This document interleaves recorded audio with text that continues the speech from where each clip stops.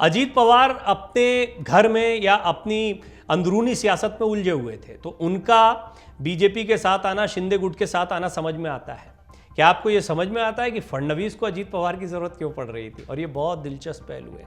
दरअसल देवेंद्र फडणवीस ने बड़ा दांव खेला है।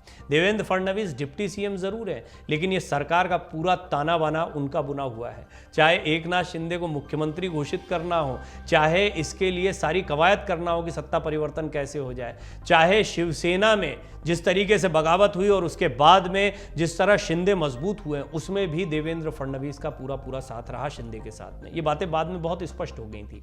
अजीत पवार के मामले में देवेंद्र फडणवीस भी प्रयासरत थे, उतने ही जितनी छटपटाहट अजीत पवार के भीतर थी सरकार में आने की, उतनी ही आवश्यकता देवेंद्र फडणवीस भी महसूस कर रहे थे। आप जानना चाहते हैं क्यों? आइए मैं आपको बताता हूं। इसकी बड़ी दिलचस्प वजह है कैसे देवेंद्र फडणवीस ने एक तीर से कई निशाने लगा दिए हैं, और यह दांव बहुत महत्वपूर्ण है। महाराष्ट्र की सियासत को अगर आप समझना चाहते हैं तो हाल के घटनाक्रम को देखिए। दरअसल ये टेन्योर जो आया है महाराष्ट्र की राजनीति में, यह सबसे ज्यादा उठापटक वाला रहा। क्लियर मैंडेट नहीं था। यूं देखा जाए तो साथ में मिलकर चुनाव लड़ने वाली दो पार्टियां, शिवसेना जो कि पहले पूरी थी, एकजुट थी, और बीजेपी, दोनों ने मिलकर पर्याप्त सीटें पाली थी। इस गठबंधन को बहुत अच्छा रिस्पांस मिला। बात अड़ गई कि बार बार बीजेपी का ही मुख्यमंत्री क्यों बनेगा।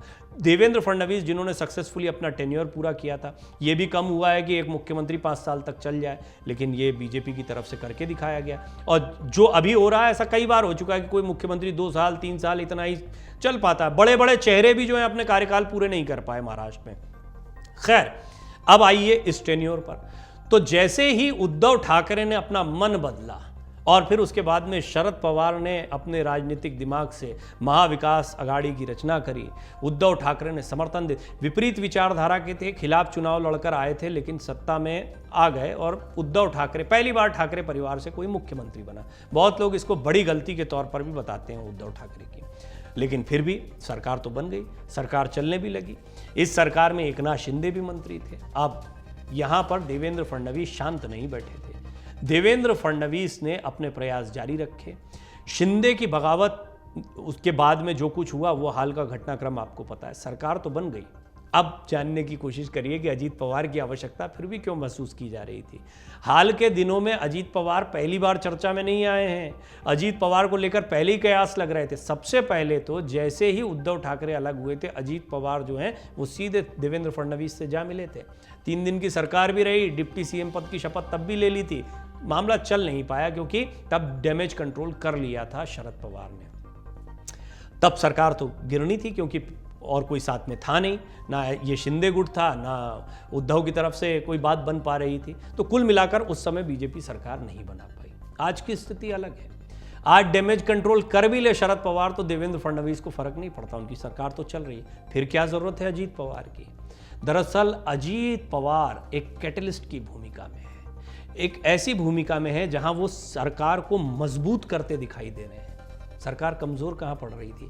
जब इस प्रश्न का जवाब जानने के लिए जाते हैं तो आपको वो मूल प्रश्न का जवाब मिल जाता है कि अजीत पवार की आवश्यकता देवेंद्र फडणवीस क्यों महसूस कर रहे थे। दरअसल देवेंद्र फडणवीस ने जो निशाना साधा है वो शिंदे गुट, निर्दलीय और बीजेपी में भी कई बड़े बड़े चेहरे, जो मंत्री पद की आप सुगबुगाहट सुन रहे थे ना इतनी दिनों से, हमें मंत्री बनाओ, हमें मंत्री बनाओ। और आप एकनाथ शिंदे के उस बयान को भी याद रखिए। उनसे बार बार कहा जा रहा था कि भाई आप मंत्रिमंडल का विस्तार नहीं करते हैं, आपको फूट की आशंका है, आपके यहाँ बगावत हो जाएगी। उद्धव ठाकरे गुट की तरफ से चैलेंज किया जाता था कि जैसे ही मंत्रिमंडल का विस्तार करेंगे वैसे ही फूट होनी तय है, सरकार गिर जाएगी। ये दावे तक किए गए। यहाँ देवेंद्र फडणवीस ने सरकार को और मजबूत कर दिया और 40 विधायक वो साथ में लेकर आ गए हैं। 40 इधर 40 इधर, यानी सारे के सारे वो अपने पाले में ले आए।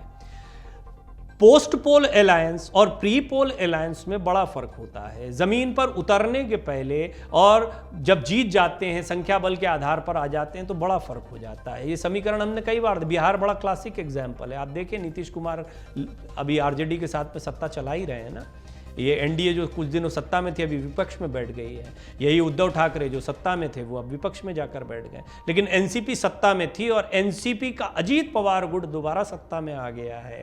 शिंदे गुट पहले भी सत्ता में था और शिंदे या शिवसेना पहले भी सत्ता में थी और शिंदे गुट जो उसका हिस्सा था तो निश्चित तौर पर वो भी सत्ता में था, लेकिन अब उसका शिंदे गुट वाला हिस्सा जो है सत्ता में आ गया है। सत्ता में ये दो लोग पहले से थे, ये एक दिलचस्प पहलू है। देवेंद्र फडणवीस ने इस पूरे समीकरण को साधा है और इसके मास्टरमाइंड देवेंद्र फडणवीस ही कहे जाएंगे। वो शरद पवार पर भारी पड़ गए ये कहना भी गलत नहीं होगा। महाराष्ट्र की सियासत में देवेंद्र फडणवीस निर्विवाद रूप से सबसे बड़े चाणक्य इस हाल के राजनीतिक उठापटक के दौर में उभर कर सामने आए हैं। कैसे? अजीत पवार को वो जैसे ही साथ में ले आए हैं, शिंदे गुट में जितने बगावत के सुर या धमकी कहना भी गलत नहीं होगा, दरअसल अपरोक्ष रूप से धमकी ही थी, हमें ये पद दीजिए वो पद। और निर्दलियों में भी कई लोगों को आपने आपसी उठापटक करते देखा। भाई अब कैसे शांत हो जाएंगे?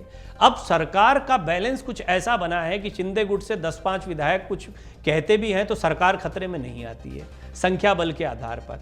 इसी तरह से अजीत पवार के साथ में अगर 40 नहीं भी होते हैं, उनमें भी 10-12 लोग जो हैं वो कुछ उठापटक करते तो भी सरकार को कोई फर्क नहीं पड़ता। शरद पवार चाहे जितना डैमेज कंट्रोल का प्रयास कर लें। शरद पवार ने इसीलिए, देखिए शरद पवार के बयान पर अब आता हूं, शरद पवार के बयान में एक हताशा दिखाई पड़ती है। वो कहते हैं मैंने 5 विधायकों के साथ फिर से पार्टी को खड़ा कर दिया था, अल्टीमेटली जाना जनता के बीच में है, मैं और ज्यादा ताकत के साथ में विपक्षी एकजुटता की। ये सारे बयान क्या बताते हैं? ये बयान ये बताते हैं कि शरद पवार कहीं ना कहीं अंदरूनी राजनीति में कम से कम संख्या बल के आधार पर तो अपनी हार स्वीकार करते दिखाई दे रहे हैं। हार मानेंगे नहीं, वो हर मुमकिन प्रयास करेंगे। मैंने आपको एक डिटेल्ड रिपोर्ट में बताया भी है कि उनके पास क्या विकल्प हैं, कानूनी विकल्प क्या हैं। शिंदे गुट, उद्धव गुट की तरह वो लड़ाई भी लड़ सकते हैं, चुनाव सब कुछ प्रयास कर सकते हैं। पर हमने हाल के दिनों में देखा ये प्रयास करने के बाद उद्धव गुट को क्या मिला है और शिंदे गुट ने ये लड़ाई कैसे लड़ी है। ये लड़ाई अब लड़नी है अजीत पवार को। इसमें देवेंद्र फडणवीस का पूरा से वो है नहीं कहीं इनकी अंदरूनी लड़ाई में, ना वो शिवसेना की लड़ाई में कहीं है, ना एनसीपी, लेकिन देखा जाए तो वही है इनके केंद्र में भी। देवेंद्र फडणवीस ने अभी जो समीकरण बना लिया है सरकार, बेशक वो उप मुख्यमंत्री हैं लेकिन उनको सुपर सीएम कहना गलत नहीं होगा। एकनाथ शिंदे जो हैं वो सीएम जरूर हैं लेकिन वो तवज्जो देते हैं देवेंद्र फडणवीस। देवेंद्र फडणवीस चाहते तो मुख्यमंत्री बन सकते थे, लेकिन देवेंद्र फडणवीस और बीजेपी ने बड़ा दिल दिखाते हुए एकनाथ शिंदे को आगे किया था।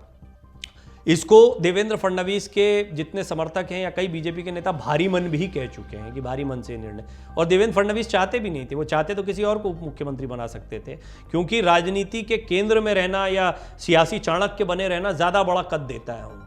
लेकिन यहाँ पर कई महत्वपूर्ण मंत्रालय भी मिले। सरकार में बीजेपी चाहती थी, शीर्ष नेतृत्व चाहता था कि उनका सीधा इन्वॉल्वमेंट हो, वो भी देवेंद्र फडणवीस ने अपने, क्योंकि योजनाएं होती हैं आगामी चुनाव में उतरने से पहले, जनता के बीच जाने के पहले, अगर आप सत्ता में होते हैं और आपके पास बड़े मंत्रालय होते हैं तो उसका बड़ा फर्क पड़ता है योजनाओं के लिहाज से, जनता के बीच कई मैसेज देने के लिहाज से। खैर, देवेंद्र फडणवीस ने अभी कहा, यह कहना गलत नहीं होगा कि महाराष्ट्र में सत्ता को साध लिया है और अभी उन्होंने जो पूरा एक मैनेजमेंट तैयार किया, खासतौर पर शिंदे के बाद में अजीत पवार को जैसे साथ में ले आए हैं, ये सरकार फिलहाल मजबूत दिखाई देती है और यहाँ पर महाविकास अघाड़ी में बहुत बड़ी सेंध लगा दी। ये बात सिर्फ महाराष्ट्र की सियासत को साधने तक सीमित नहीं है। जितना भी महागठबंधन का प्रयास, विपक्षी एकजुटता का प्रयास हो रहा, उसमें कांग्रेस, एनसीपी और उद्धव ठाकरे गुट शिवसेना ये बहुत महत्वपूर्ण माना जा रहा था, क्योंकि महाराष्ट्र लोकसभा के लिहाज से भी बीजेपी के लिए बहुत महत्वपूर्ण है। आगामी दिनों में जनता के बीच में इस सारी कवायद का क्या असर जाता कहना बड़ा मुश्किल है। उद्धव भी यही कहते रहे हैं, वो गद्दार शब्द का इस्तेमाल करते रहे हैं, यही शब्द अब शरद पवार की तरफ से इस्तेमाल किए जाएंगे। लेकिन विधायकों के अपने समर्थक होते हैं, अपनी ताकत होती है, पार्टी छोड़ी नहीं है। देखिए ये भी गौर करने वाली बात है, दोनों ने अपनी अपनी पार्टी, शिंदे ने शिवसेना ले ली, अजीत पवार ने दावा अभी से कर दिया, मिली नहीं है लेकिन दावा कर दिया एनसीपी हमारी, इसी चुनाव चिन्ह पर लड़ेंगे।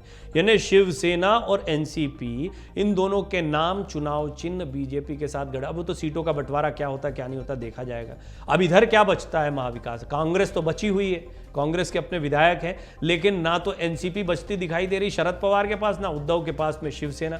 ये जनता के बीच में जाएंगे, क्या माहौल होता है, क्या रिस्पॉन्स जनता का मिलता है ये आने वाले चुनाव बताएंगे। लेकिन निश्चित तौर पर देवेंद्र फडणवीस ने अजीत पवार को लाकर एक बड़ा दांव खेला है, और जितनी अजीत पवार को सत्ता में आने की ज़रूरत महसूस हो रही थी, उससे ज़्यादा ज़रूरत महसूस हो रही थी देवेंद्र फडणवीस को कि अजीत पवार और उनके विधायक भी उनके साथ में आ जाए, ताकि ये सरकार मजबूत हो जाए और महाविकास अघाड़ी महाराष्ट्र में कमज़ोर हो जाए, ताकि आगामी चुनाव में उसके हौसलों को पस्त किया जा सके।